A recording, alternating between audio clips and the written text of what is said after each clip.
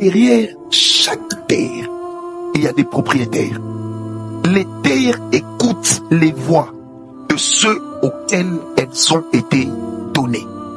Il y a la terre, et sur la terre, il y a plusieurs terres. Et selon que les terres sont données aux hommes, c'est comme cela aussi que l'autorité s'exerce sur une terre. Et c'est de cette manière également qu'une terre peut vous apporter une bénédiction, comme une terre peut vous apporter une malédiction. En principe, la Bible est claire. C'est que la terre sur laquelle vous êtes, si c'est votre terre, elle doit vous obéir. Quand c'est votre terre, elle doit diminuer les efforts que vous fournissez pour qu'elle vous donne à manger ou pour qu'elle vous enrichisse. Parce que les plus grandes richesses du monde ne se trouvent que sur la terre. Amen, amen.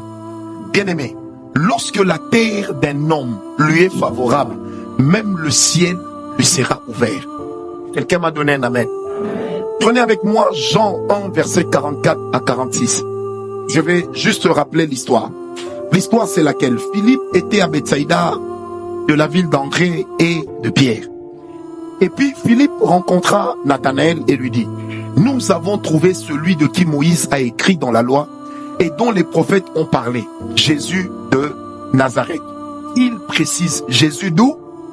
De Nazareth. Retenez bien.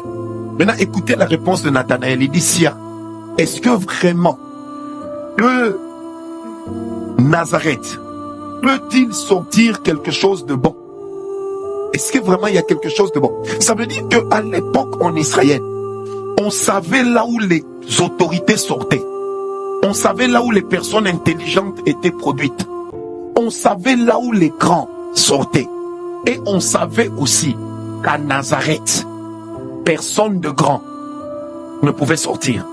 C'était impossible que le Messie, qui jouerait le rôle du roi des rois, Seigneur des seigneurs, puisse sortir d'une terre maudite. Parce que Nazareth était en réalité, et quand vous lisez la Bible, une terre maudite. Et vous allez comprendre pourquoi dans Ésaïe 53, verset 1, la Bible dit: qui a cru à ce qui lui était annoncé? Qui a reconnu le bras de l'Éternel?